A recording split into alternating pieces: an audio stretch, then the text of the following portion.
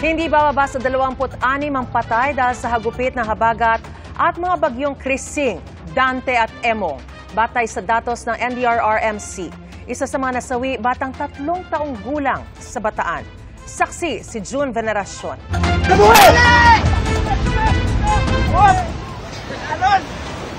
Malalakas na alon ang balakid sa rescue operation sa Mamburao River sa Occidental Mindoro. Palakpakan ng mga rescuer nang masagip ang 2 mangingisda. Nagbabantay raw sila ng nakataling bangka ng kanilang amo sa tulay nang maalod ng malakas na agos. Sa Abra de Ilog, buwis-buhay rin ang pagsagip ng mga tauhan ng Coast Guard sa 2 pamilya sa gitna ng lampas taong baha. State of calamity na sa Mamburao. Gayon din sa Sablayan dahil sa epekto ng habagat na pinalakas ng bagyong Emong. State of calamity na rin sa buong Oriental Mindoro. Ang bahay na ito sa bayan ng Rojas, gumuho matapos pasukin ng tubig ang pundasyon. Nakalikas naman ang mga nakatira bago ito bumuho. Mahigit 100,000 ang apektado ng bagyo sa Oriental Mindoro. Mahigit 3,000 sa kanila ang nasa evacuation centers. Ayon!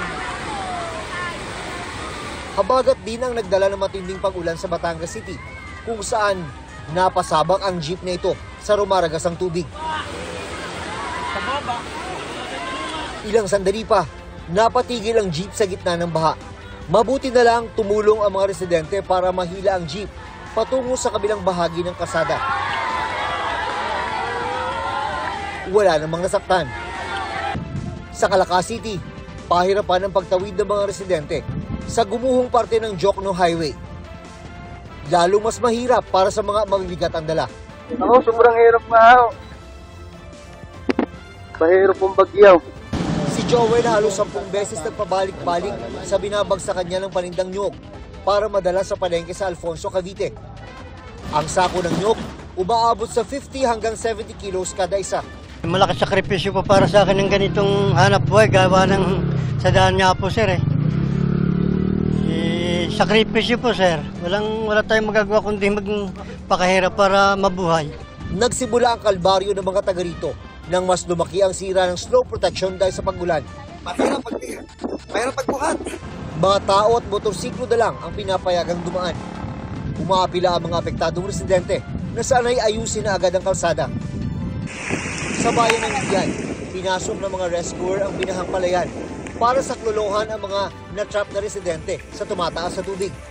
Nasa mahigit 2,000 pamilya ang nagsilika sa buong bayan. Kung uulan pa po at lalakas pa po sa ngayon at hindi natin mapapayagan na umuwi, ay bibilang pa po ng araw. Sa Nasugbu, bangkay na lang matagpuan ng isang lalaking nawala nitong Martes habang nangigisda sa Reparo River.